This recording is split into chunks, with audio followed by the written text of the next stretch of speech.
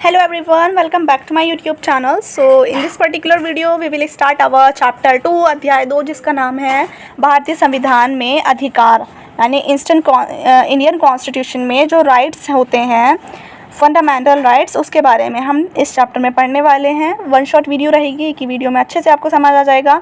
इससे पहले ये क्लास 11 की जो पॉलिटिकल साइंस है उसका मैं चैप्टर 1 अपलोड कर चुकी हूँ। एक ही वीडियो में, वो भी वन शॉट वीडियो में एक्सप्लेन कर दिया था। अगर आपने नहीं देखी है तो आप पहले वो जाके देख सकते हैं। और इम्पोर्टेंट क्वेश्चन आंसर की भी सीरीज़ चल रही है जिसमें MCQ भी होते हैं और बाकी चीज़ें भी होती हैं एग्ज़ाम से रिलेटेड इम्पॉर्टेंट, तो आप वो भी देख सकते हैं। चैप्टर 1 की हमने इंपॉर्टेंट क्वेश्चन आंसर वीडियो भी अपलोड कर दी है और सेकंड चैप्टर को आज मैं एक्सप्लेन करूंगी, देन इसकी भी क्वेश्चन आंसर वीडियो आ जाएगी। तो चलिए स्टार्ट करते हैं। चैप्टर का नाम क्या है? भारतीय संविधान में अधिकार। तो सबसे पहले आपको भारतीय संविधान तो पता है, इंडियन कॉन्स्टिट्यूशन, उसमें अधिकार। अब अधिकार होता क्या है इसको जान लेते हैं सबसे पहले। तो अधिकार क्या है ये सबसे पहले जानना बहुत ज़रूरी है। अधिकार जो है वो सामाजिक जीवन की वह शर्त है जिनके बिना कोई भी मनुष्य अपना विकास नहीं कर सकता। यानी अधिकार क्या है? एक राइट होता है। अधिकार को इंग्लिश में कहते हैं राइट। अधिकार जो है वो सामाजिक जीवन की, इंसान का जो सामाजिक जीवन है, जो इंसान समाज में रहता है, उसकी जो लाइफ है, सोशल लाइफ, उसकी एक ऐसी शर्त है जिसके बिना कोई भी मनुष्य, कोई भी इंसान अपना विकास नहीं कर सकता, यानी डेवलपमेंट नहीं कर सकता। विकास डेवलपमेंट को कहते हैं। तो उससे बिना राइट्स के कोई भी इंसान अपना डेवलपमेंट नहीं कर सकता। अब हमें बहुत सारे राइट हैं। राइट टू एजुकेशन है, एजुकेशन यानी हमें पढ़ने का अधिकार है। तो अगर हमारे पास पढ़ने का अधिकार नहीं होता तो आज आप लोग पढ़ नहीं रहे होते। और जब कोई भी पढ़ नहीं रहा होता तो सोसाइटी में कितनी ज़्यादा हम पिछड़े हुए होते और हमें कुछ भी टेक्नोलॉजी की कोई भी इंफॉर्मेशन नहीं होती, कोई एजुकेशन नहीं होती, तो हम कितने ज़्यादा अपने पुराने टाइम में रह रहे होते अब तक। अगर हमारे पास ये पढ़ाई का अधिकार नहीं होता तो हमें पढ़ने कोई देता नहीं। और जब सोसाइटी में पढ़ाई नहीं होती तो आप इमेजिन भी नहीं कर सकते कि सोसाइटी कितनी ही पिछड़ी हुई होती, कैसे लोग होते उसमें। तो यही है। अभी तो हमने सिर्फ राइट टू एजुकेशन को डिस्कस किया, हम ऐसे ही बहुत सारे राइट्स को ले सकते हैं। राइट टू फ्रीडम नहीं होती तो कैद होते, किसी की भी बातों में कैद होते, अपने आप से कुछ भी नहीं कर सकते थे।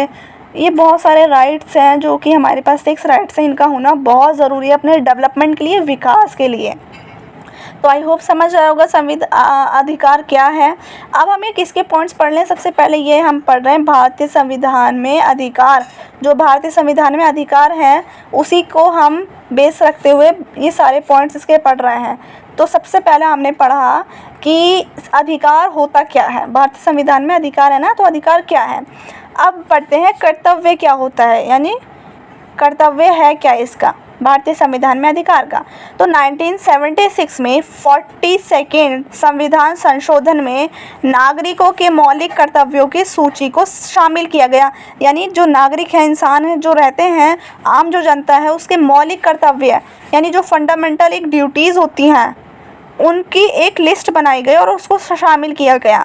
42 यानी 42वां मतलब 42 जो संविधान का संशोधन था उसने। और ये कब हुआ? 1976 में। और कौन से पार्ट में हुआ? तो अनुच्छेद यानी आर्टिकल 51 का ए पार्ट में 10 मौलिक कर्तव्य थे। यानी पहले क्या थे? 10 मौलिक कर्तव्य थे। फिर 86 जो संविधान का संशोधन हुआ, जो चेंजेस हुआ, उसके आधार पर 2002 में ये 11वां कर्तव्य जोड़ा गया। पहले कितने थे? 10 थे, 10 मौलिक कर्तव्य थे। और फिर उसमें 2002 में जब संशोधन हुआ तो उसमें एक और कर्तव्य जोड़ दिया और फिर ये कर्तव्य कितने हो गए? 10 से 11 कर्तव्य हो गए। तो ये कर्तव्य के बारे में था। अब हम समझते हैं मौलिक अधिकार के बारे में, जो फंडामेंटल राइट्स हैं। तो संविधान में वर्णित जो डिस्क्राइब हुए हैं वो 6 मौलिक अधिकार हैं। भारतीय संविधान का भाग 3 इस प्रकार है, यानी पार्ट 3 में 6 मौलिक अधिकार हैं। और वो कौन कौन से आर्टिकल, अनुच्छेद में, ये आपको पता होना चाहिए। पहला है समानता का अधिकार, कि आप सबको समान रूप से देखा जाए, किसी को ऊंचा या किसी को नीचा ना दिखाया जाए, सबको इक्वल हो, इक्वालिटी हो, राइट टू इक्वालिटी। समानता का अधिकार कि कौन से अनुच्छेद में? अनुच्छेद 14 से 18 के अंदर ये दिए गए हैं। इसके पॉइंट्स, सब पॉइंट्स। तो ये आपको याद रखना है कौन से अनुच्छेद में। एक तो आपको ये 6 अपने राइट्स के नाम याद रखना है और ये भी याद रखना है कि कौन सा राइट कौन से अनुच्छेद में है। जैसे समानता का अधिकार कौन से में है, आर्टिकल 14 से 18 तक। अनुच्छेद को आर्टिकल कहा जाता है इंग्लिश में। सेकेंड है स्वतंत्रता यानी फ्रीडम, राइट टू फ्रीडम, स्वतंत्रता का अधिकार अनुच्छेद 19 से 22 में है। 14 से 18 हो गया, अब 19 से 22 में स्वतंत्रता का अधिकार है।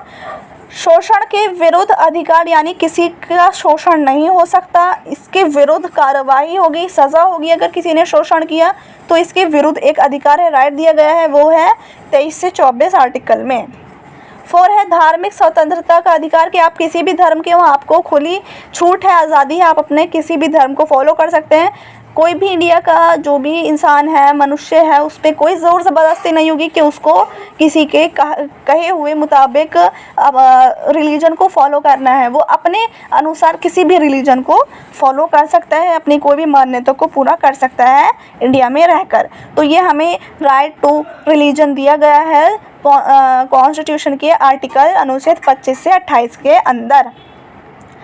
5th है संस्कृति और शिक्षा का अधिकार यानी कि राइट टू एजुकेशन, कल्चर का, शिक्षा का यानी संस्कृति का, हम अपनी संस्कृति को फॉलो कर सकते हैं, अपने कल्चर को फॉलो कर सकते हैं और एजुकेशन को ले सकते हैं, कितनी भी एजुकेशन को ले सकते हैं। ये हमें राइट दिया गया है 29 से 30 के अंदर कॉन्स्टिट्यूशन के अनुच्छेद में, यानी आर्टिकल 29 से 30 में आपको ये राइट मिलेगा। और 6 पॉइंट है, छठा जो हमारा टोटल 6 है ना राइट, तो 6 राइट है हमारा संवैधानिक उपचारों का अधिकार। संवैधानिक उपचारों का अधिकार दिया गया है आर्टिकल 32 के अंदर। तो ये सभी आपको पता होने चाहिए, 6 के 6 राइट्स एंड उनके सब पार्ट्स और उनके आर्टिकल के नंबर।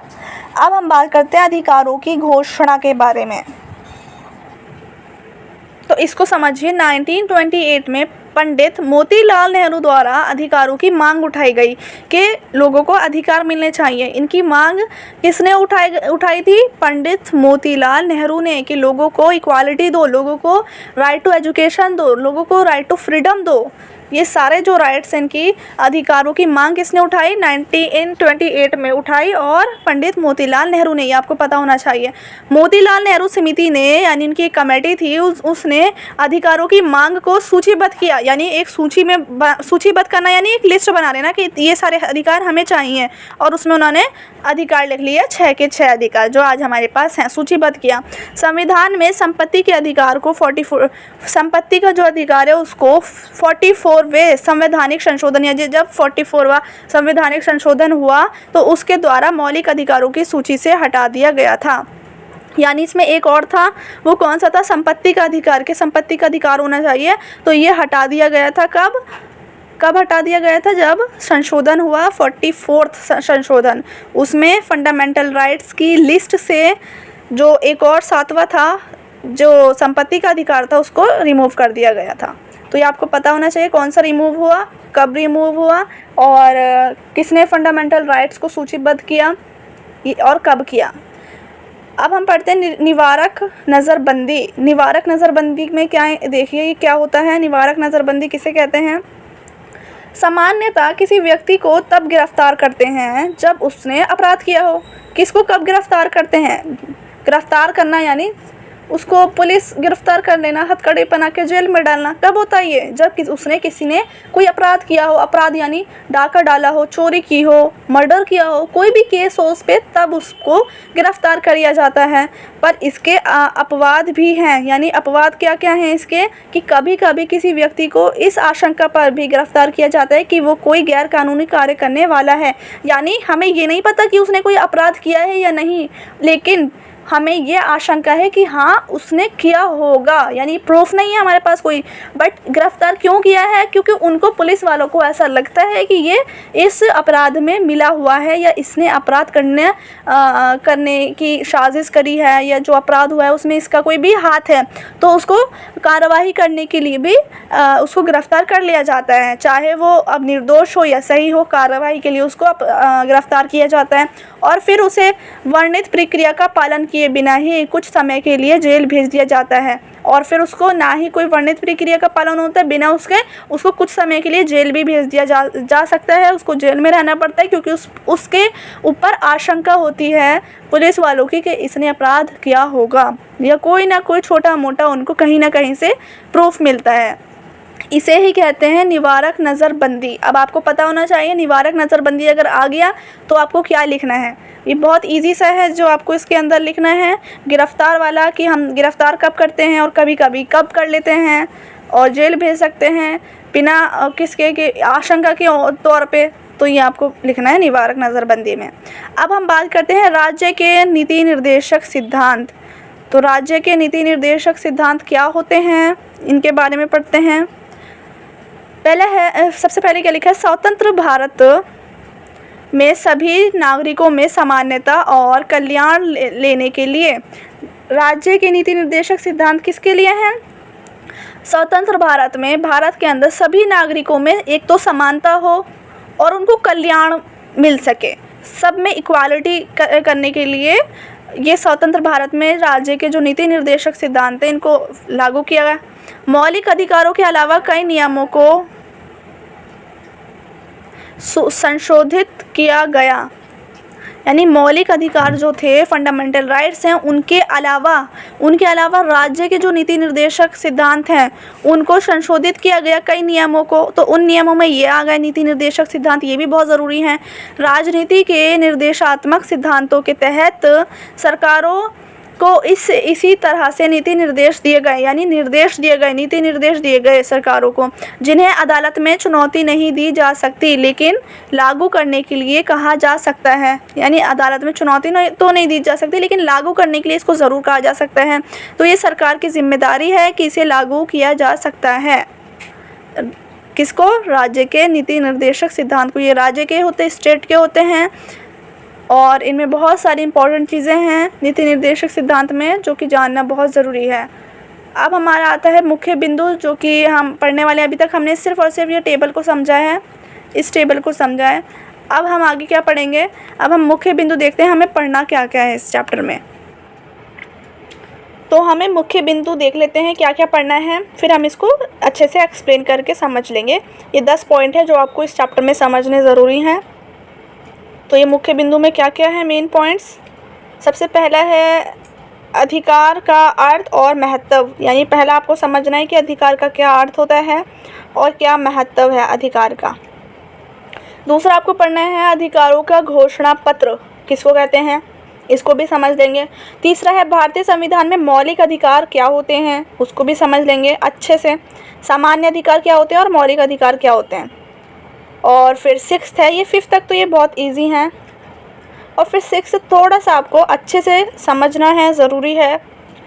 6 से हमें पढ़ना है दक्षिण अफ्रीका के संविधान में सूचीबद्ध प्रमुख अधिकार, यानी दक्षिण अफ्रीका के जो संविधान है उसमें क्या क्या सूचीबद्ध प्रमुख अधिकार हैं।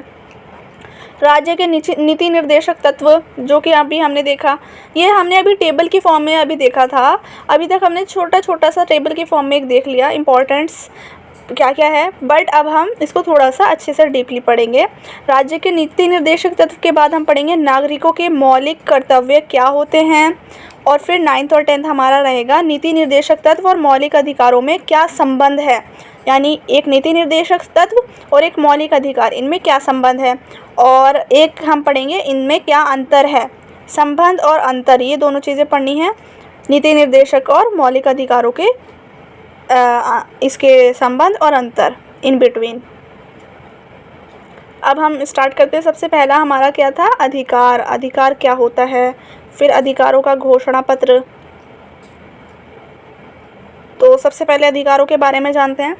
अधिकार सामाजिक जीवन की वह परिस्थितियाँ हैं जिनके बिना कोई भी मनुष्य अपना विकास नहीं कर सकता। हमने टेबल में भी देखा था कि डेवलपमेंट नहीं हो सकता बिना अधिकारों के, बिना राइट्स के। अधिकार वो हमारे हक हैं, हमारे हक होना एक आम आदमी का, जो एक आम आदमी का जीवन जीने के लिए चाहिए। एक आम आदमी को फ्रीडम चाहिए, इक्वालिटी चाहिए, समानता चाहिए, और उसको स्वतंत्रता चाहिए, पढ़ाई का अधिकार चाहिए, और उसको अपने रिलीजन को फॉलो करने का अधिकार चाहिए। ये सारे बेसिक चीज़ें हैं जो एक इंसान को चाहिए समाज में रहने के लिए, जिसको वो मांग करता है कानून द्वारा प्रदत्त सुविधाएं अधिकारों की रक्षा करती हैं, यानी उसको कुछ सुविधाएं दी जाती हैं और वो अधिकार जो हैं, वो जो राइट्स हैं, वो इंसान की रक्षा करते हैं, प्रोटेक्ट करते हैं उसको।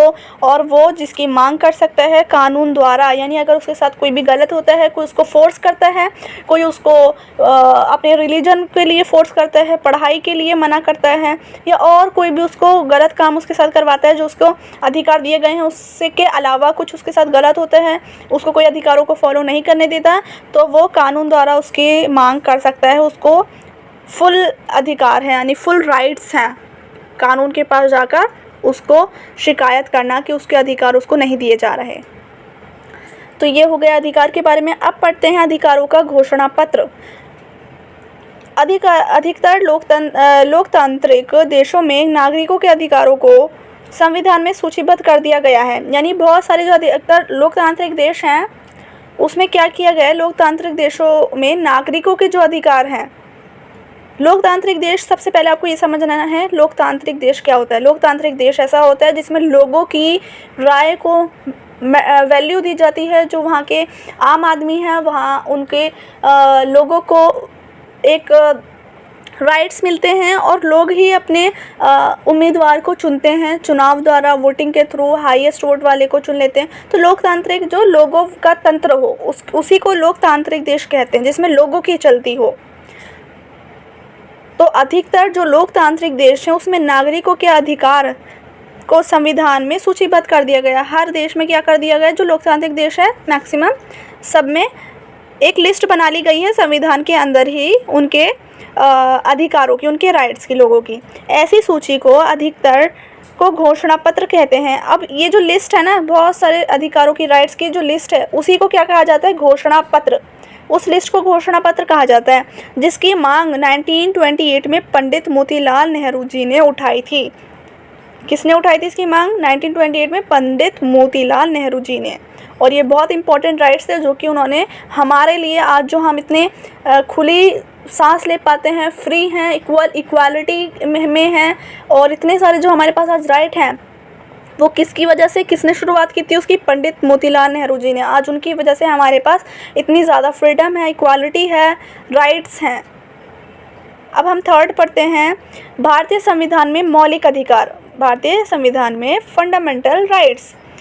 तो इसके बारे में समझते हैं। वह अधिकतर अधिकार जो लोगों के जीवन के लिए अति आवश्यक या मौलिक समझे जाते हैं, मौलिक यानी बहुत ज़्यादा इम्पॉर्टेंट, उन्हें मूल अधिकार कहा जाता है। भारत के स्वतंत्रता संग्राम के दौरान क्रांतिकारियों ने या स्वतंत्रता नायकों द्वारा नागरिक अधिकारों की मांग समय समय पर उठाई जाती रही। यानी जब स्वतंत्रता संग्राम चल रहा था, जब हम अंग्रेज़ों को इस देश से निकालने का प्रयास कर रहे थे, जो क्रांतिकारी थे, जो जिन्होंने, जो हमारे फ्रीडम फाइटर्स हैं, उन्होंने कितनी मेहनत करके इस देश को आज़ाद करवाया अंग्रेज़ों से। जो अंग्रेज़ों ने 200 से ज़्यादा साल तक, 200-250 साल तक इंडिया पर कब्ज़ा करके रखा, इंडिया के लोगों को ग़ुलाम बना के रखा अपना, तो उनसे छुटकारा पाना थोड़ा मुश्किल था, लेकिन बहुत मेहनत के बावजूद ये हम हासिल कर पाए अपनी फ्रीडम, अपने इंडिपेंडेंस। तो ये जो क्रांतिकारियों ने किया, तो इसकी जो हमारे जो नागरिकों की मांग थे, उनको जो अंग्रेज़ थे वो पूरा नहीं करते थे। बहुत सारी गलत चीज़ें हमारे साथ हो रही थी और वो हमें अधिकार नहीं देते थे, हमें किसी चीज़ का राइट नहीं देते थे। वो बोलते थे जो वो चाहते हैं बस हमें वही करना है, हमें किसी चीज़ का अधिकार नहीं है, हमें कोई राइट नहीं है अपने लिए कुछ मांग करने का। तो नागरिक के जो अधिकार हैं उनकी मांग समय समय पर लोग उठाते थे और क्रांतिकारी उठाते थे। और 1928 में भी मोतीलाल नेहरू समिति ने, मोतीलाल नेहरू जी की जो कमेटी थी, उसने अधिकारों के घोषणा पत्र की मांग उठाई। अब अधिकारों का घोषणा पत्र क्या था? एक समझ लिए कि ये एक पत्र है जिसमें सारे राइट्स लिखे गए, हमें ये सारे राइट्स चाहिए, तो उसी का नाम है अधिकारों का घोषणा पत्र। यहाँ लिखा गया है अधिकारों का घोषणा पत्र, तो इसी को अधिकारों का घोषणा पत्र कहा जाता है। तो इसकी मांग उठाई मोतीलाल नेहरू ने 1928 में। फिर स्वतंत्रता के बाद इन अधिकारों में से अधिकांश को संविधान में सूचीबद्ध कर दिया गया। अब जब हमारा देश आज़ाद हो गया तो उसके बाद हमारे इंडियन कॉन्स्टिट्यूशन के अंदर इसको लागू कर दिया गया, सूचीबद्ध कर दिया गया। और फिर 44 जब संविधान का संशोधन हुआ तो उसके द्वारा संपत्ति के अधिकार को एक और इसमें अधिकार था संपत्ति का अधिकार, तो उसको उस फंडामेंटल जो राइट्स थे, मौलिक अधिकार थे, उसकी लिस्ट से निकाल दिया गया। तो ये हमारे 7 थे उसकी जगह ये 6 हो गए। संविधान के अनुच्छेद 45 में 6 से 14 वर्ष के बच्चों के लिए अनिवार्य व निःशुल्क शिक्षा की व्यवस्था की गई। यानी जो 6 से 14 साल के बच्चे उनके लिए हर जो भी स्टेट है उसको क्या करना है, 6 से 14 साल के बच्चों को फ्री में शिक्षा देनी है। निःशुल्क शिक्षा कहते हैं, फ्री में शिक्षा प्रोवाइड करवानी है, जैसे कि सरकारी स्कूल में कराई जाती है। 8th क्लास तक जो बच्चे होते हैं उनको फ्री में पढ़ाया जाता है। तथा 86वां जब संशोधन हुआ संविधान का, उसमें 2002 द्वारा 21A में आर्टिकल है, ये आर्टिकल 21A में प्राथमिक शिक्षा को भी नागरिक के लिए मौलिक अधिकार बना दिया गया। यानी जो प्राइमरी एजुकेशन है वो भी एक मौलिक अधिकार है नागरिक का कि उसको प्राथमिक शिक्षा देनी है। और अप्रैल 2010 में जम्मू कश्मीर को छोड़कर संपूर्ण भारत में लागू भी हो गया। और ये कब लागू हो गया? 2010 में अप्रैल में हर जगह लागू हो गया, सिर्फ़ और सिर्फ जम्मू कश्मीर को छोड़कर हर जगह भारत में ये लागू हो गया। हर जगह प्राथमिक शिक्षा को एक मौलिक अधिकार बना दिया गया और बच्चों को 6 से 14 साल के बच्चों को फ्री में एजुकेशन प्रोवाइड की जाने लगी। अब हम पढ़ते हैं सामान्य अधिकार क्या होता है और मौलिक अधिकार क्या होता है, ये पढ़ते हैं। सबसे पहला सामान्य अधिकार, वह अधिकार जो सामान्य यानी सिंपल साधारण कानूनों की सहायता के लिए कानूनों की सहायता से लागू किए जाते हैं। यानी साधारण कानून से जो लागू किए गए वो सामान्य अधिकार हैं। तथा इन अधिकारों में संसद कानून बनाकर परिवर्तन कर सकती है। यानी जो संसद है वो कानून बनाकर, लॉज को बनाकर इसमें चेंजेस कर सकती है। सामान्य वाले अधिकार में इनमें चेंजेस हो सकते हैं क्योंकि ये साधारण बिल्कुल सिंपल कानून की मदद से बनाए गए हैं। अब मौलिक अधिकार क्या है? ये एक ऐसे अधिकार हैं जो व्यक्ति के विकास की आधारशिला होते हैं। यानी एक व्यक्ति का डेवलपमेंट करने में बहुत ज़्यादा अपनी भूमिका निभाते हैं मौलिक अधिकार, जो संविधान में सूचीबद्ध भी किए गए हैं। संविधान में एक लिस्ट भी बनी गई है, सूचीबद्ध करने है एक लिस्ट बनाना, तथा जिनको लागू करने के लिए विशेष प्रावधान किए गए हैं। यानी बहुत विशेष प्रावधानों के बाद ये लागू किए गए हैं, ईजिली ये लागू नहीं हुए। इनकी गारंटी तथा सुरक्षा स्वयं संविधान करता है और इनकी गारंटी भी देता है। और प्रोटेक्शन, सुरक्षा भी कौन खुद करता है? संविधान खुद करता है इनकी प्रोटेक्शन और गारंटी। इन अधिकारों में परिवर्तन करने के लिए संविधान में संशोधन करना पड़ता है। और अगर इन अधिकारों में कोई भी चेंजेस करना है तो बहुत ईजिली नहीं हो सकता, संविधान में संशोधन करना पड़ेगा। सरकार का कोई भी अंग मौलिक अधिकारों के विरुद्ध कोई कार्य नहीं कर सकता। यानी जो आपको मौलिक अधिकार दिए गए हैं उसके विरुद्ध, उसके खिलाफ कोई भी सरकार अपना कोई भी कार्य नहीं कर सकती। आप उसके खिलाफ आवाज़ उठा सकते हैं अगर आपके मौलिक अधिकारों के विरुद्ध कोई भी काम हो रहा है या कोई भी सरकार आपको आपके मौलिक अधिकारों से दूर करती है तो आप उसके सरकार के खिलाफ आवाज़ उठा सकते हैं। और वो संविधान के जो मौलिक अधिकार हैं, अब हमने देख लिया साधारण जो अधिकार और मौलिक अधिकार क्या थे। अब हम 6 मौलिक अधिकारों के बारे में देख लेते हैं जो कि हमने टेबल में भी देखा था। भारतीय संविधान के भाग 3 में हैं ये 6 मौलिक अधिकार निम्न प्रकार हैं। पहला है समानता का अधिकार, स्वतंत्रता का, समानता यानी इक्वालिटी, स्वतंत्रता यानी फ्रीडम, शोषण के विरुद्ध कि किसी का शोषण नहीं होना है, धार्मिक स्वतंत्रता, सबको आज़ादी होनी चाहिए अपने रिलीजन को फॉलो करने के लिए, रिचुअल्स को। और 4 है संस्कृति और शिक्षा का अधिकार कि उसको कितनी भी पढ़ाई की आज़ादी है वो पढ़ सकता है, शिक्षा का अधिकार है, कोई उसको रोक नहीं सकता। संवैधानिक उपचारों का अधिकार, इसको थोड़ा सा समझना है, मैं आपको समझाती हूँ, अब आगे चल के इसको हम एक्सप्लेन करेंगे एक एक को। तो ये आपको याद रखना है। 4 से 8 में है समानता का, 9 से 22 में है, 8 तक हुआ ना, फिर 9 से अगला ही शुरू हो गया 22 तक स्वतंत्रता का, फिर 23-24 में शोषण का, फिर 25 से 28 धार्मिक स्वतंत्रता का, और फिर शिक्षा का है 29 से और 30 के अंदर, और फिर 32 में है संवैधानिक उपचारों का अधिकार। तो ये आपको याद होना है, बहुत ज़रूरी है। अब हम एक एक को, समानता का अधिकार जो कि 4 से 18 में, इसको अच्छे से समझेंगे। फिर हम स्वतंत्रता का अधिकार पढ़ेंगे अच्छे से। फिर हम अनुच्छेद ये भी पढ़ेंगे कि अनुच्छेद 19 से 22 में है ना, तो 19 में क्या है, आर्टिकल 19 में, आर्टिकल 20 में क्या है, आर्टिकल 21 में क्या है, 22 में क्या है, अब 23 और 24 में क्या है, शोषण के विरुद्ध अधिकार, इसमें क्या लिखा गया है, ये 23 में, 24 में, इन सब को अच्छे से डीपली हम पढ़ देंगे और सारे अधिकारों को जानेंगे, एक एक आर्टिकल को पढ़ेंगे और सब अपने फंडामेंटल राइट्स को डीपली समझ लेंगे। तो चलिए स्टार्ट करते हैं। अभी तो हमने सिर्फ नाम देखे, अब हम इसको अच्छे से डीपली पढ़ते हैं। समानता का अधिकार, अनुच्छेद 4 से 18। इसमें आपको ये बात याद रखनी है, यहाँ पर थोड़ा सा स्पेलिंग में मिस्टेक है, समानता की जगह समता लिखा हुआ है, लेकिन आपको ऐसे समानता लिखना है। यहाँ मैंने लिख दिया है समानता का अधिकार, अधिकार को इरेज कर देते हैं, समानता, इस तरीके से समानता लिखते हैं और ये गलत तरीके से लिखा हुआ है, तो आपको ये बात याद रखनी है। अब हम इसके अनुच्छेद पढ़ लेते हैं। 4 से 18 से हमें पढ़ने हैं, सॉरी 14 से 18, ये भी इसमें मिसप्रिंट है, 14 से 18, यहाँ पर 1 बनेगा, 14 से 18। अब ये 14, 15, 16, 17 और 18, ये सब हमें अनुच्छेद पढ़ने हैं और इनके बारे में समझना है, इसमें क्या क्या हमें दिया गया है। तो ये एक ट्रेन बनी हुई है इंजन वाली, यहाँ इंजन से धुआं निकल रहा है और ट्रेन के पहले डिब्बे में विशेष दे रखा है, फिर सारे अनुच्छेद दे रखे हैं समानता का अधिकार वाले। तो इसको हम पढ़ लेते हैं, समानता के अधिकार में क्या विशेष है, विशेष यानी जो इम्पोर्टेंट है।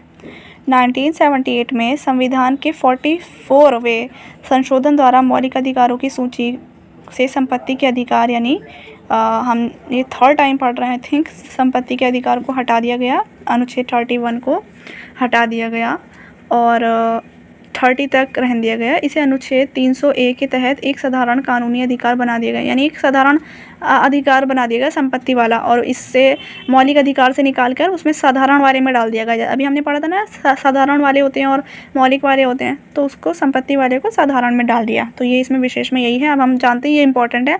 जो अब हम पढ़ने वाले अनुच्छेद 14 में क्या था, अनुच्छेद 14 में था कानून के समक्ष समानता तथा बिना भेदभाव के समान कानूनी सुरक्षा प्राप्त करना, यानी अनुच्छेद 14 में ये लिखा गया है कानून के समक्ष समानता, एक व्यक्ति को समानता मिलना और किसी भी भेदभाव के बिना समान कानूनी सुरक्षा प्राप्त करना उसका अधिकार है।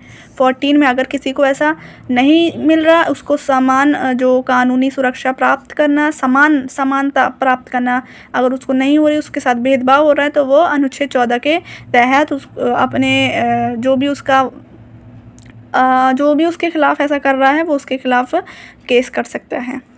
अनुच्छेद 15 में क्या लिखा है, धर्म, मूल वंश, मूल जाति, लिंग या जन्म के स्थान के आधार पर भेदभाव का निषेध, यानी कोई भी इस आपके जाति के आधार पर भेदभाव नहीं कर सकता, आपके जेंडर, लिंग के आधार पर, आपके जन्म के स्थान के आधार पर, कि आपका जन्म गांव में हुआ है या शहर में, या आप लिंग कैसा है आपका, आप फीमेल हैं या मेल हैं, या आपकी जाति क्या है, आप ऊंची जाति के हैं, नीचे जाति के हैं, आपका धर्म क्या है, आप माइनॉरिटी में आते हैं या मेजॉरिटी में आते हैं, इसके खिलाफ आपका, या फिर आपका वंश, तो इसका खिलाफ आप किसी के भी खिलाफ केस कर सकते हैं जो अगर आपको ये सारी चीज़ें फॉलो नहीं करने दे रहा और आपके खिलाफ भेदभाव हो रहा है। तो अनुच्छेद 16 में क्या लिखा गया है, 16 में है सार्वजनिक पदों पर नियुक्ति की अवसर की समानता, यानी सार्वजनिक जो पद हैं, जो सार्वजनिक पद यानी जो सबके लिए हैं, समाज के सभी लोगों के लिए हैं, उन पर नियुक्ति में अवसर, अपॉर्चुनिटी की समानता होनी चाहिए। ये नहीं है कि अगर कोई भी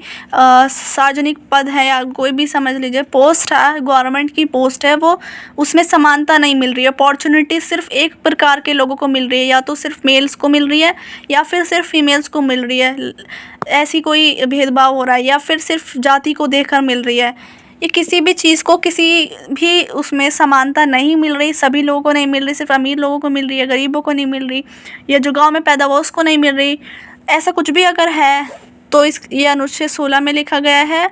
परंतु अनुच्छेद 16(4) राज्य को, 16(4) में क्या लिखा है, राज्य को नागरिकों के किसी पिछड़े वर्ग के पक्ष में आरक्षण देने के अधिकार देता है, यानी उनको रिजर्वेशन मिलेगा, आरक्षण मिलेगा। रिजर्वेशन मतलब कोई ना कोई फ़ायदा मिलेगा किसको, जो पिछड़े वर्ग के लोग हैं, ये लिखा है 16(4) में। क्योंकि पिछड़े वर्ग के लोग हम कह सकते हैं जैसे SC ST, schedule tribe, schedule caste या फिर ओबीसी अन्य पिछड़ा वर्ग जिनको कहा जाता है अदर बैकवर्ड क्लास, इन लोगों को क्या मिलेगा? आरक्षण मिलेगा, रिजर्वेशन मिलेगा। अब वो हर चीज़ में, जॉब में हो सकता है, एजुकेशन में हो सकता है, कुछ ना कुछ थोड़ी बहुत छूट मिलेगी। तो ये है अनुच्छेद 16 और ये आपको याद रखना है 16(4) में क्या रिजर्वेशन की बात है, आरक्षण की। आरक्षण को इंग्लिश में रिजर्वेशन कहते हैं। अब बात करते हैं अनुच्छेद 17 की। 17 में क्या है? समाज में अस्पृश्यता यानी छुआछूत, अस्पृश्यता किसे कहते हैं? छुआछूत की समाप्ति।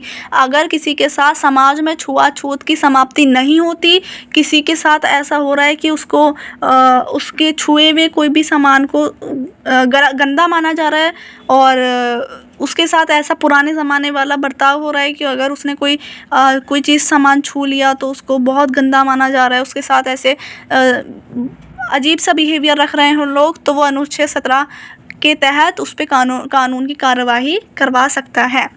तो ये अस्पृश्यता को, छुआछूत को समाप्त करता है ये वाला आर्टिकल 17। आर्टिकल 18 क्या कहता है? सैनिक यानी जो सैनिक होते हैं, सोल्जर्स एवं शैक्षिक जो टीचर्स होते हैं, उपाधियों के अलावा अन्य उपाधियों पर रोक।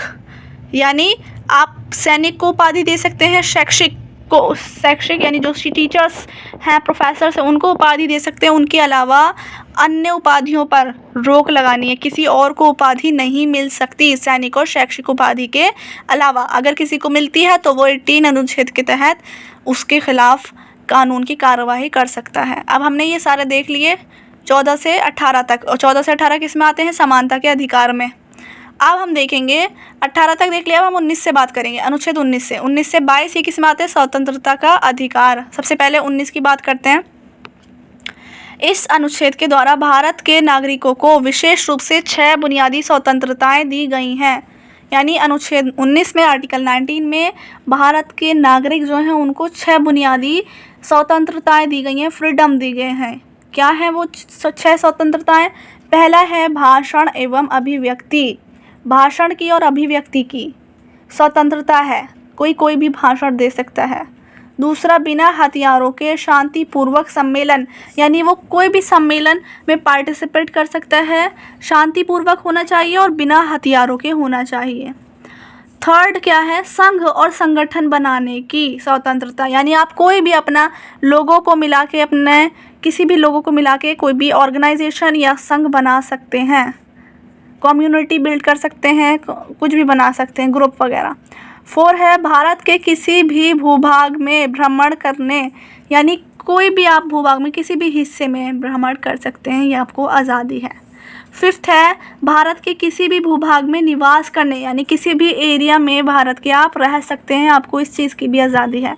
6th है व्यापार व्यवसाय, यानी बिजनेस करना, अपना कोई भी व्यापार बिजनेस करना या कोई भी कारोबार करने की आपको स्वतंत्रता है, कोई भी काम करना, तो इसकी आपको स्वतंत्रता है। तो ये 6 स्वतंत्रताएं आज़ादी दी गई हैं अनुच्छेद 19 के अकॉर्डिंग। अगर ये 6 के 6 से कोई भी इंसान को रोकता है तो उसके खिलाफ में अनुच्छेद 19 के तहत कानून की कार्यवाही हो सकती है, वो अदालत में केस कर सकते हैं, कोर्ट में। अब बात करते हैं अनुच्छेद 20 में क्या है? अनुच्छेद 20 अपराध में अभियुक्त या दंडित व्यक्तियों को संरक्षण प्रदान करना है, यानी उनको रिजर्वेशन देता है, संरक्षण देता है। जो दंडित व्यक्ति यानी जिनको कोई भी दंड मिला हुआ है, जो कोई भी अपराध में अभियुक्त है, यानी अनुच्छेद 20 में उन लोगों को रिजर्वेशन मिला हुआ है जो अपराधी हैं या जो दंडित व्यक्ति हैं, जिनको कोई भी सज़ा है। 44वें संविधान संशोधन द्वारा प्रावधान किया गया है कि अनुच्छेद 20 को आपात स्थिति के दौरान भी निलंबित नहीं किया जा सकता, यानी आप निलंबित नहीं कर सकते आपात स्थिति में भी इस आर्टिकल को। तो ये 2 पॉइंट थे 20 में। 21 में क्या है? 21 आर्टिकल में है कानूनी प्रक्रिया के अतिरिक्त किसी भी व्यक्ति को जीने की स्वतंत्रता से वंचित नहीं किया जा सकता, यानी कोई भी ज़बरदस्ती किसी को जीने, यानी हर किसी को राइट है ज़िंदगी गुजारने का, जीने का, अपनी लाइफ को जीने का हर व्यक्ति को अधिकार है, और कानूनी की प्रक्रिया के अतिरिक्त कोई भी व्यक्ति किसी को इस चीज़ से रोक नहीं सकता। वंचित करना यानी रोकना, जीने से नहीं रोक सकता। अनुच्छेद 21 का भी है, एक का वाला पार्ट है RTE, जिसमें राइट टू एजुकेशन है। 2022 में 86वां जब संविधान का संशोधन हुआ, उसमें शिक्षा का मौलिक अधिकार मिला, यानी राइट टू एजुकेशन मिला। मौलिक अधिकार यानी फंडामेंटल राइट। 6 से 14 वर्ष की आयु प्राप्त के जो बच्चे होंगे उनको मुफ्त और अनिवार्य शिक्षा मिलेगी, जो उनके लिए ज़रूरी होगी। और 6 से 14 साल के बच्चे जो होते हैं वो 8th क्लास तक के ही बच्चे होते हैं, तो उनको सरकारी स्कूल में बिल्कुल फ्री में शिक्षा दी जाएगी। यह है 21 कॉन्स्टिट्यूशन का पार्ट, 21 आर्टिकल का पार्ट, सॉरी। अब 22 आर्टिकल में क्या है, किसी भी नागरिक की विशेष मामलों में गिरफ्तारी एवं हिरासत में सुरक्षा प्रदान करना, यानी कोई भी जो नागरिक है उसके अगर कोई भी विशेष मामला चल रहा है उसमें गिरफ्तारी में और हिरासत में उसको सुरक्षा मिलेगी, यानी कि वो सुरक्षित नहीं रहेगा। अगर वो हिरासत में है, पुलिस की गिरफ्तारी में है, तो उसको प्रोटेक्शन दी जाएगी। नोट करने वाली बात यहाँ पर एक लिखी गई है, वो ये है कि 86वें संविधान संशोधन में 2002 द्वारा शिक्षा का जो अधिकार है उसको अनुच्छेद 21 का के द्वारा मौलिक अधिकार का दर्जा दिया गया, उसको मौलिक अधिकार बना दिया गया राइट टू एजुकेशन को। कब? 2002 में। कौन से संविधान संशोधन में? 86वां संविधान संशोधन में। और ये कहाँ लिखा गया है? आर्टिकल 21 का में, 21A में। अब हम थर्ड पढ़ते हैं, शोषण के विरुद्ध अधिकार। किसी का शोषण नहीं करना, उसके विरुद्ध ये अधिकार दिया है, राइट दिया है, और ये है 23 और 24 आर्टिकल में। अब इसको समझ लीजिए। 23 आर्टिकल क्या है? मानव व्यापार, तस्करी और बल प्रयोग द्वारा बेगारी, बंधुआ मजदूरी पर प्रतिबंध, यानी बंधुआ मजदूरी पर प्रतिबंध है कि ज़बरदस्ती किसी से भी मजदूरी नहीं की जा सकती।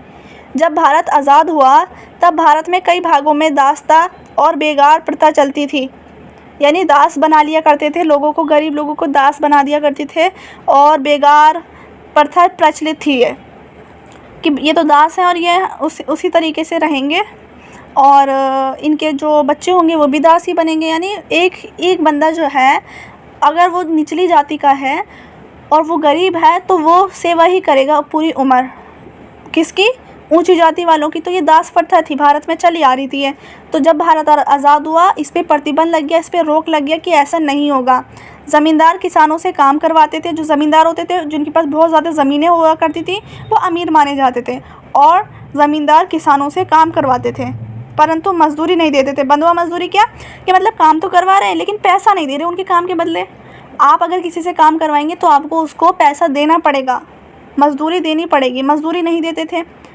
विशेषकर स्त्रियों को पुरुषों की तरह खरीदा और बेचा जाता था, और स्त्रियों को, फीमेल को खरीदा बेचा जा सकता था कि पैसों ये कुछ पैसे ले लो और अपनी जो घर की जो महिला है, स्त्री है, औरत है, उसको हमें दे दो। तो ऐसा भी होता था, तो इस चीज़ पर रोक लगाया गया।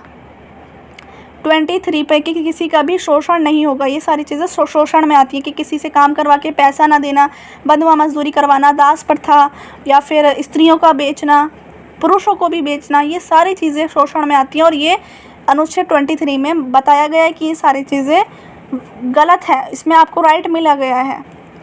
तो अनुच्छेद 24 में लिखा गया है, खदानों में, कारखानों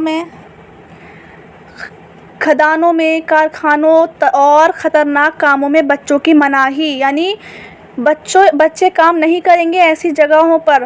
पहले भारत में यही होता था कि बच्चों से काम करवाया जाता था, पढ़ाई लिखाई नहीं करवाई जाती थी और इन कामों में लगा दिया जाता था बच्चों को, कारखानों में, खदानों में, ऐसी खतरनाक जगह पे जहाँ बच्चे सुरक्षित नहीं हैं, उनको हानि हो सकती है कारखानों के केमिकल्स की वजह से, मशीनों में कुछ भी हो सकता है उनके साथ, तो ऐसी चीज़ खतरनाक काम उनसे करवाए जाते। तो आर्टिकल 24 के अकॉर्डिंग उस पर बहुत सख्त कार्रवाई हो सकती है। इन आर्टिकल में उसको जेल भी हो सकती है अगर कोई भी बच्चों से इस तरीके की जगहों पे काम करवाता है, खदानों में, कारखानों में ऐसे काम करवाना या कोई भी खतरनाक काम।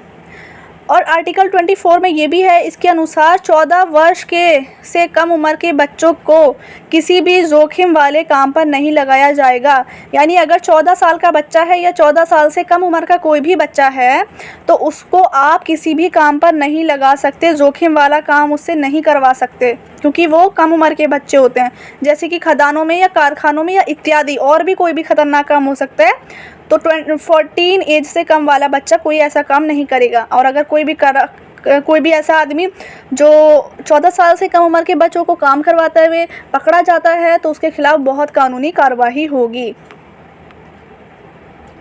अब हम बात करते हैं धार्मिक स्वतंत्रता का अधिकार, जो कि 25 से 28 के बीच में है। तो अनुच्छेद 25 को पढ़ते हैं, फिर 26 को पढ़ेंगे। तो 25 में क्या है? धार्मिक स्वतंत्रता आप सभी जानते हैं, रिलीजियस में फ्रीडम। 25 से 28 में आर्टिकल में दिया गया। 25 आर्टिकल में क्या है? अपने धर्म को मानने, पालन करने एवं प्रचार प्रसार करने का अधिकार। आप अपने धर्म को मान सकते हैं, खुद भी मानिए और पालन करिए, और कोई भी प्रचार प्रसार कर सकते हैं। आप अपने धर्म को फैला सकते हैं, प्रचार कर सकते हैं, अपने धर्म का पोस्टर या कुछ भी, किसी भी ज़रिए से आप अपने धर्म को प्रचार प्रसार कर सकते हैं। आपको कोई नहीं रोक सकता। ये 25 आर्टिकल में लिखा गया है। और 26 आर्टिकल में आपको राइट दिया गया है संगठित इकाई के रूप में, संगठित यानी एक ग्रुप के रूप में, कोई ऑर्गेनाइजेशन के रूप में धार्मिक तथा परोपकारी कार्य करने वाले संस्थानों को स्थापित करने का अधिकार। आप कोई भी ऐसे संस्थान को खोल सकते हैं और ऐसा कोई भी कार्य कर सकते हैं जिसमें आप अपने धर्म को फैला रहे हों, एक ग्रुप के ज़रिए से, एक संगठन के ज़रिए से, ऑर्गेनाइजेशन के ज़रिए से। तो आपको खुली आज़ादी है इस चीज़ की। यह दिया गया है 26 वाले आर्टिकल में। और यहाँ पर भारत के अलग अलग धर्म बने हुए हैं। धार्मिक स्वतंत्रता का अधिकार, जैसे कि आप देख सकते हैं, ये हिंदू का वो है, सिंबल है, ये क्रिश्चियन का है, ये मुस्लिम्स का है, और जैन, बुद्धिज़्म, फारसी ये भी है, ये माइनॉरिटी में है। मुस्लिम्स भी माइनॉरिटी में है, क्रिश्चियन भी माइनॉरिटी में, बट हिंदूज़ जो हैं वो मेजॉरिटी में है। इंडिया के अंदर मेजॉरिटी हिंदू की है और बाकी जो हैं ये सारे माइनॉरिटी में आते हैं। और बहुत सारे जो हैं, ये सभी जो लोग हैं, धर्मों के लोग, ये सभी इंडिया में रहते हैं। इसलिए कहा जाता है कि इंडिया में बहुत ज़्यादा डाइवर्सिटी है, इसलिए ये सारे कानून बनाना बहुत ज़रूरी था। को अनुच्छेद 27 में, अब आर्टिकल 27 की बात करें तो उसमें क्या लिखा गया है? धर्म प्रचार एवं धार्मिक संप्रदाय की देखरेख के लिए कर देने के लिए मजबूर नहीं किया जाएगा। कर क्या होता है? ये होता है टैक्स। कर कहते हैं टैक्स को, ये आपको पता होना चाहिए। तो धर्म का प्रचार करने पर और धार्मिक संप्रदाय की देखरेख के लिए आप टैक्स देने के लिए किसी को भी मजबूर नहीं कर सकते। एक आपको ये राइट मिला हुआ है कि आप धर्म के लिए किसी को मजबूर करें टैक्स देने पर, तो ऐसा नहीं होगा।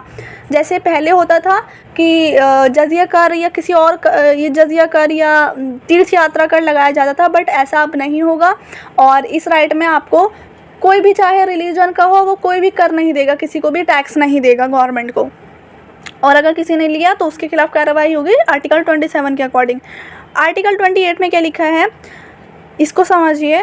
कुछ शिक्षण संस्थानों में धार्मिक शिक्षा या धार्मिक पूजा में उपस्थित के बारे में स्वतंत्रता, यानी जो एजुकेशन वाले कुछ संस्था होंगे, एजुकेशन इंस्टीट्यूशन होंगे जहाँ पढ़ाई लिखाई होती होगी, उसमें धार्मिक शिक्षा भी आप दे सकते हैं, धर्म की शिक्षा दे सकते हैं, या कोई धार्मिक शिक्षा की किताब है वो आप उसमें उसको पढ़ा सकते हैं।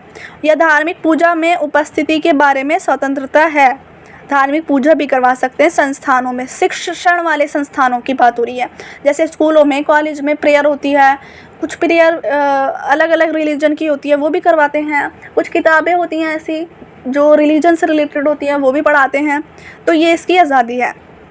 अब अनुच्छेद 28 का एक और पार्ट है, 1 वाला पार्ट, तो इसको आपको याद रखना है। इसमें क्या है, किसी भी सरकारी शिक्षण संस्था में कोई धार्मिक शिक्षा नहीं दी जाएगी। यानी अगर कोई सरकारी शिक्षण संस्था है तो उसमें कोई धर्म की शिक्षा नहीं दी जाएगी। अभी बोला था शिक्षण के संस्थानों में आपको कोई भी शिक्षा दी जा सकती है, स्वतंत्रता है, लेकिन यहाँ बोले सरकारी जो गवर्नमेंट का होगा, अगर गवर्नमेंट कोई एक धर्म को फॉलो करती है और उसकी शिक्षा दिलवाती है तो उस गवर्नमेंट के खिलाफ कार्रवाई हो सकती है, उस सरकार के खिलाफ। तो गवर्नमेंट की संस्थाओं में, एजुकेशन इंस्टीट्यूशन में, गवर्नमेंट के सरकारी स्कूलों में ऐसी कोई भी धार्मिक शिक्षा नहीं दी जाएगी। ये भी हो गया। अब हम पढ़ते हैं 5वां, हमारा क्या था, टोटल 6 है ना, तो हम 5th पे आ गए। 5वां है संस्कृति और शिक्षा संबंधी अधिकार। संस्कृति के और शिक्षा संबंधी अधिकार हैं, यानी कल्चर के, संस्कृति कहते हैं कल्चर को, और शिक्षा ने एजुकेशन को। और ये 29 और 30 में दिया गया, ये किताब बनी हुई है, इस किताब में लिखा गया है। ये है 29वां और ये है 30 अनुच्छेद यानी आर्टिकल 29 में क्या दिया गया है, इसको समझिए।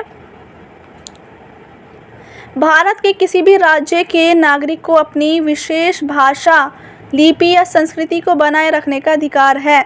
यानी कि भारत में के किसी भी राज्य के जो नागरिक हैं, चाहे किसी भी स्टेट का बंदा हो, उसको अपनी विशेष भाषा, वो इंसान अपनी एक स्पेशल लैंग्वेज को या लिपि को या संस्कृति को बनाए रख सकता है, उसको अधिकार है। उसको ज़ोर ज़बरदस्ती नहीं की जाएगी कि वो किसी भी दूसरी लैंग्वेज को बोले या किसी और लिपि को अपनाए। वो अपनी किसी भी स्टेट की लैंग्वेज को यूज़ कर सकता है।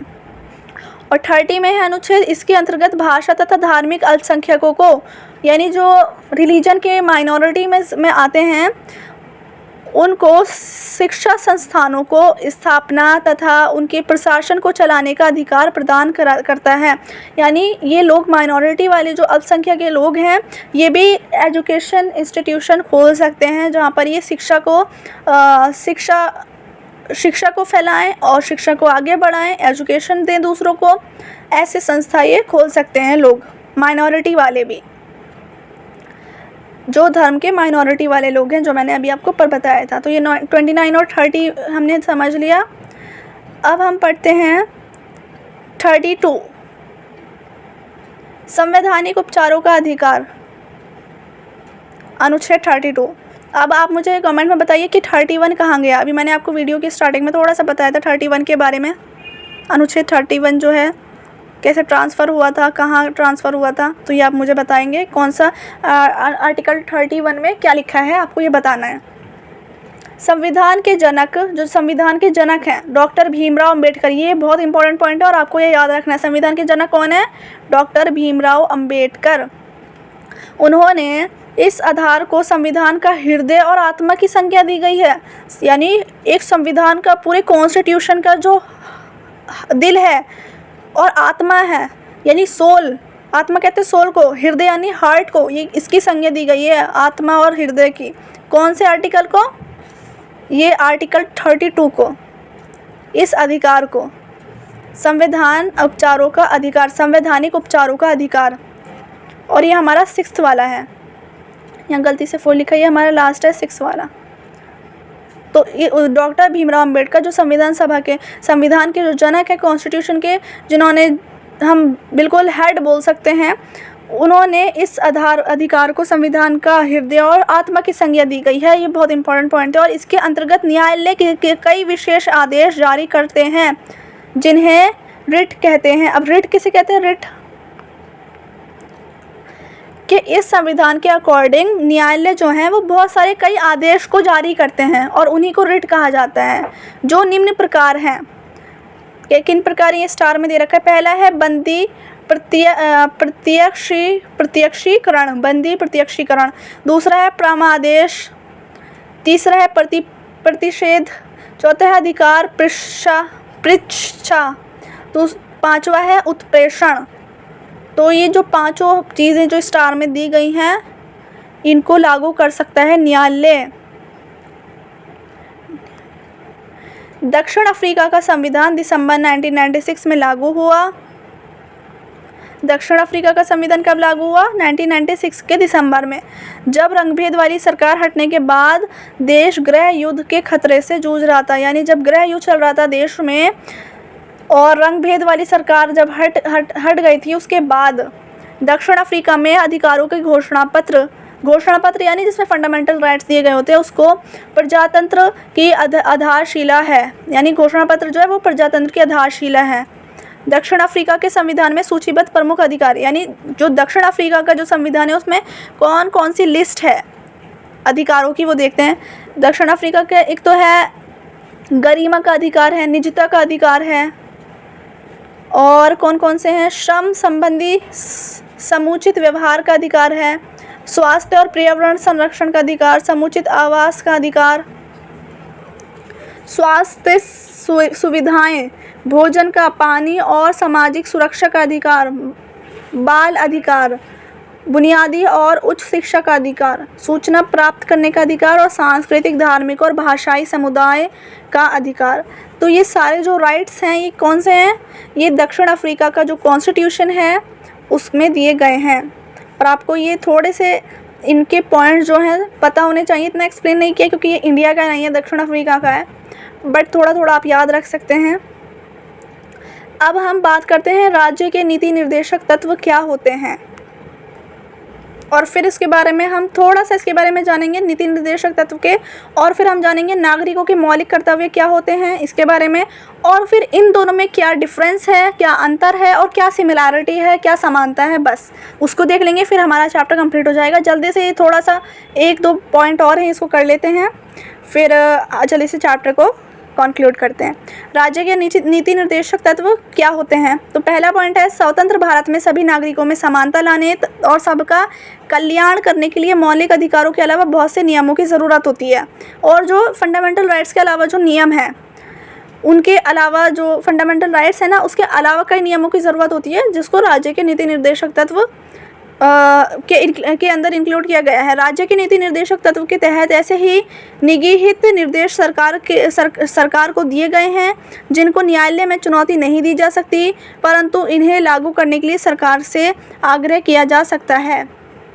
सरकार का दायित्व है कि जिस सीमा तक इन्हें लागू कर सकती है करे, यानी जहाँ तक सरकार इन नीति निर्देशक तत्व को लागू कर सकती है उसको करना चाहिए, ये बोला गया है। हाँ, ये पाबंद नहीं करा गया कि करना ही है, लेकिन अगर जहाँ तक पॉसिबल है वहाँ तक इसको लागू करना चाहिए। प्रमुख नीति निर्देशक तत्व में 3 चीज़ें हैं, 3 बातें हैं जो आप देख सकते हैं। कौन कौन सी हैं? वह लक्ष्य और उद्देश्य जो एक समाज के रूप में हमें स्वीकार करना चाहिए, यानी एक सोसाइटी में समाज के रूप में सबको स्वीकार करनी चाहिए ऐसे कुछ लक्ष्य और उद्देश्य, सबके गोल। दूसरा, वह अधिकार जो नागरिकों को मौलिक अधिकारों के अलावा मिलने चाहिए, यानी कुछ ऐसे अधिकार इसमें हैं नीति निर्देशक में जो फंडामेंटल राइट्स के अलावा मिलने चाहिए और वो फंडामेंटल राइट्स में नहीं हैं तो वो नीति निर्देशक में आ जाते हैं। तीसरा, वह नीतियाँ जिन्हें सरकार को स्वीकार करना चाहिए, ऐसी पॉलिसीज़ जिनको गवर्नमेंट को लागू करना चाहिए और स्वीकार एक्सेप्ट करना चाहिए, तो वो भी इसमें आ जाते हैं। तो ये 3 चीज़ें हैं जो नीति निर्देशक में आते हैं राज्य के।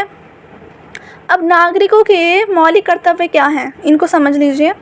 1976 में 42 जब संविधान का संशोधन हुआ, 42वें संविधान संशोधन द्वारा नागरिकों के मौलिक कर्तव्यों की सूची बनाई गई, और उसका जब समावेश हुआ वो किस में हुआ? अनुच्छेद 51A में हुआ, आर्टिकल में।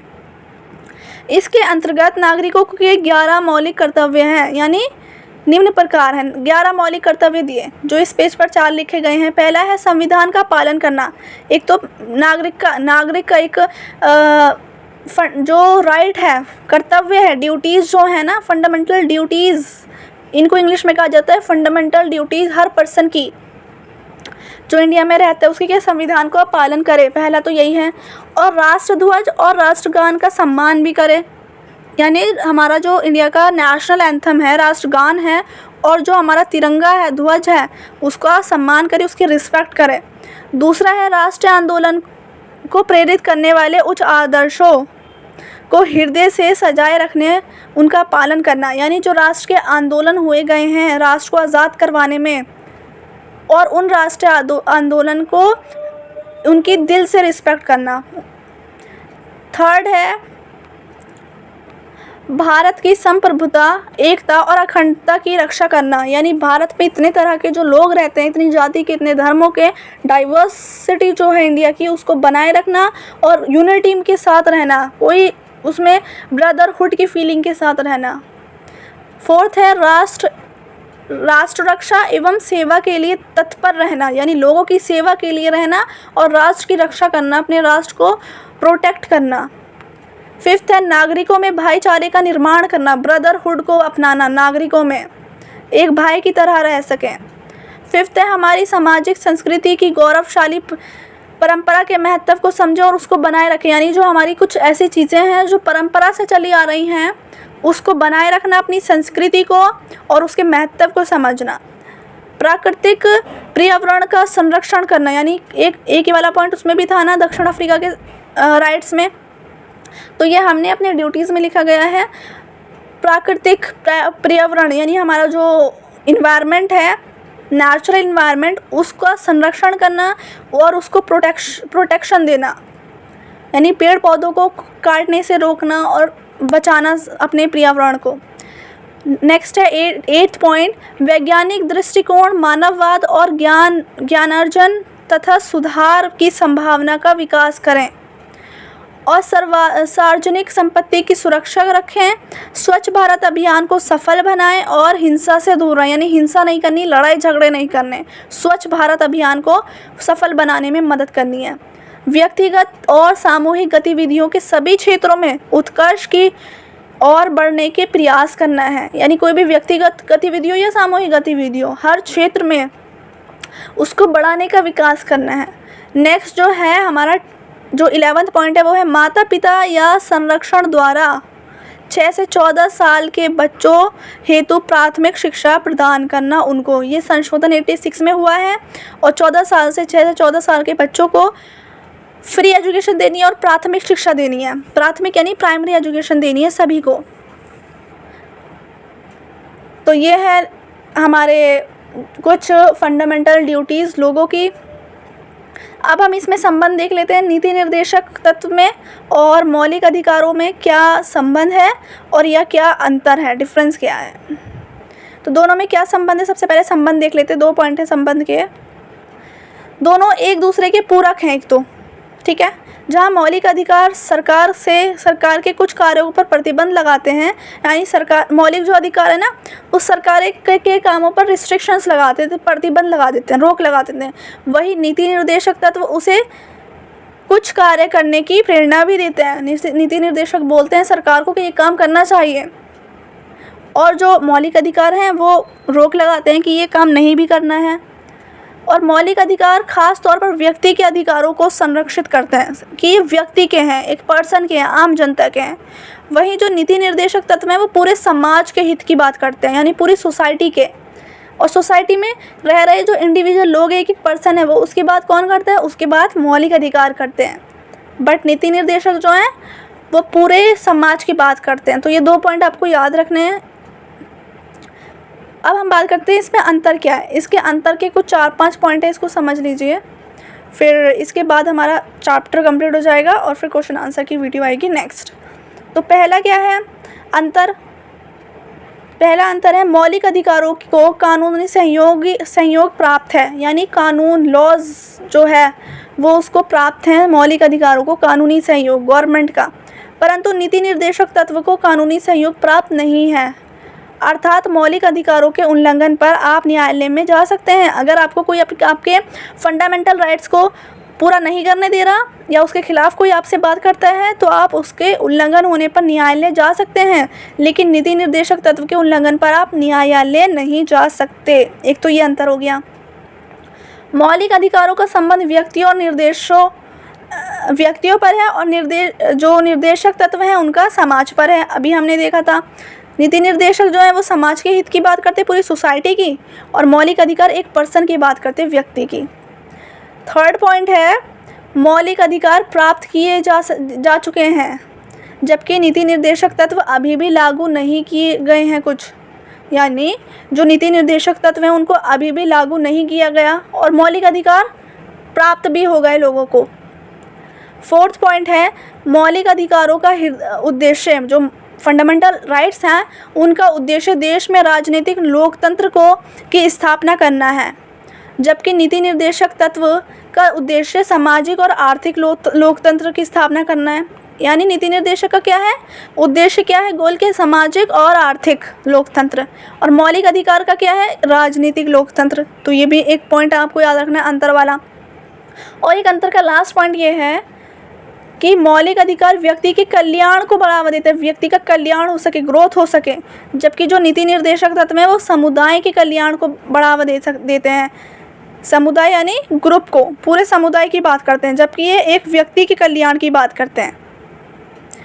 ठीक है, जैसे कि हमने देखा था कि वो समाज के लिए होते हैं, वो व्यक्ति के लिए होते हैं, ऐसे ये व्यक्ति के कल्याण के लिए होते हैं और ये पूरे समाज के कल्याण के लिए, यानी पूरे समुदाय कम्युनिटी के कल्याण के लिए होते हैं।